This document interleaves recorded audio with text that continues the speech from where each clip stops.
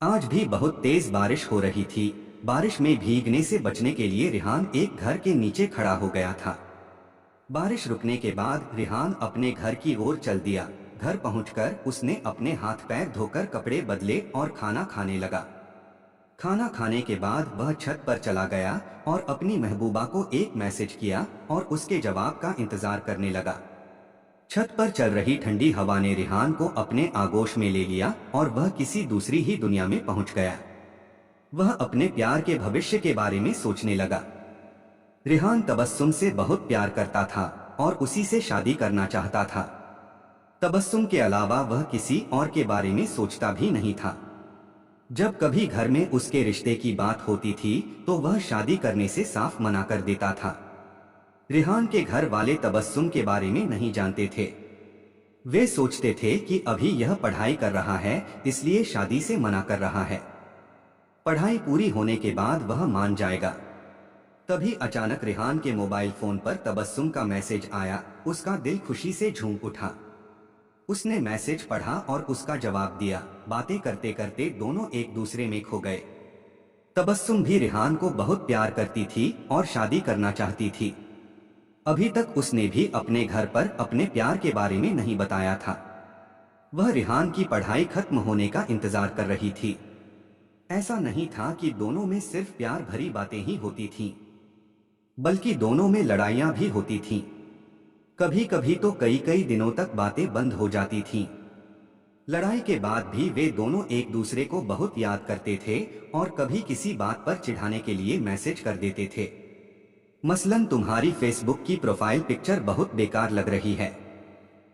बंदर लग रहे हो तुम तो बहुत खूबसूरत हो न बंदरिया। और लड़ते लड़ते फिर से बातें शुरू हो जाती थीं। पिछले 3 सालों से वे दोनों एक दूसरे को प्यार करते थे और अब जाकर शादी करना चाहते थे। रिहान ने सोच लिया था कि इस साल पढ़ाई पूरी होने के बाद कोई अच्छी सी नौकरी कर वह अपने घर वालों को तबस्सुम के बारे में बता देगा। अगर घर वाले मानते हैं तो ठीक, नहीं तो उनकी मर्जी के खिलाफ शादी कर लेगा। वह किसी भी हाल में तबस्सुम को खोना नहीं चाहता था। एक दिन रिहान की अम्मी बोली, तेरे मौसा का फोन आया था, उन्होंने तुझे बुलाया है। मुझे क्यों बुलाया है, मुझसे क्या काम पड़ गया, उन्हें रिहान ने पूछा। अरे मुझे क्या पता कि क्यों बुलाया है, वह तो हमें वहीं जाकर पता चलेगा, उसकी अम्मी ने कहा। कुछ देर बाद वे दोनों मोटरसाइकिल से मौसा के घर की तरफ चल दिए। रिहान के मौसा पास के शहर में ही रहते थे। 1 घंटे में वे दोनों वहां पहुंच गए। वहां पहुंचकर रिहान ने देखा कि घर में बहुत लोग जमा थे। उनमें उसके पापा, उसकी शादीशुदा बहन और बहनोई भी थे। यह सब देखकर रिहान ने अपनी अम्मी से पूछा, इतने सारे रिश्तेदार क्यों जमा हैं यहाँ? और पापा यहाँ क्या कर रहे हैं? वे तो सुबह दुकान पर गए थे। अम्मी बोली, तू अंदर तो चल, सब पता चल जाएगा। रिहान और उसकी अम्मी अंदर गए। वहां सबको सलाम किया और बैठकर बातें करने लगे। तभी रिहान के मौसा चिंतित होते हुए बोले, आसिफ की हालत बहुत खराब है। वह मरने से पहले अपनी बेटी की शादी करना चाहता है। आसिफ रिहान के मामा का नाम था। कुछ दिन पहले हुई तेज बारिश में उनका घर गिर गया था। घर के नीचे दबकर मामा के 2 बच्चों और मामी की मौत हो गई थी। मामा भी घर के नीचे दब गए थे, लेकिन किसी तरह उन्हें निकालकर अस्पताल में भर्ती करा दिया गया था। वहां डॉक्टर ने कहा था कि वे सिर्फ कुछ ही दिनों के मेहमान हैं, उनका बचना नामुमकिन है। फिर क्या किया जाए, रिहान की अम्मी बोली। आसिफ मरने से पहले अपनी बेटी की शादी रिहान के साथ करा देना चाहता है। यह आसिफ की आखिरी ख्वाहिश है और हमें इसे पूरा करना चाहिए।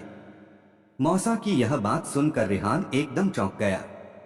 उसके दिल में इतना तेज दर्द हुआ मानो किसी ने उसके दिल पर हजारों तीर एक साथ छोड़ दिए हों। उसका दिमाग सुन्न हो गया। ठीक है, हम आसिफ के सामने इन दोनों की शादी करवा देते हैं, रिहान की अम्मी ने कहा। रिहान मना करना चाहता था, लेकिन वह मजबूर था। उसी दिन शादी की तैयारी होने लगी और आसिफ को भी अस्पताल से मौसा के घर ले आया गया। शाम को दोनों का निकाह करवा दिया गया। शादी के बाद रिहान अपनी बीवी और मां बाप के साथ घर आ गया। पूरे रास्ते वह चुप रहा। उसका दिमाग काम नहीं कर रहा था। वह समझ नहीं पा रहा था कि उसके साथ हुआ क्या है। घर पहुंचकर रेहान कपड़े बदलकर छत पर चला गया। उसने तबस्सुम को एक मैसेज किया। थोड़ी देर बाद तबस्सुम का फोन आया।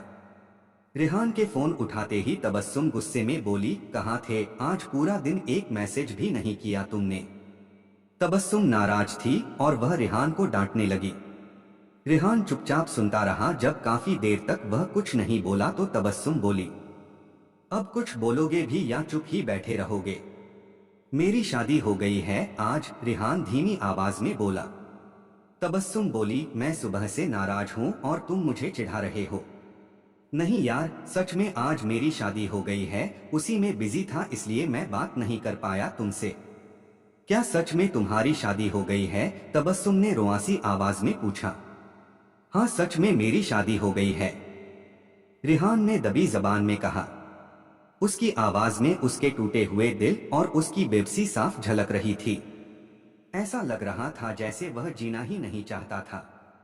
तुमने मुझे धोखा दिया है रेहान, तबस्सुम ने रोते हुए कहा। मैं कुछ नहीं कर सकता था, मेरी मजबूरी थी। यह कहकर रेहान भी रोने लगा।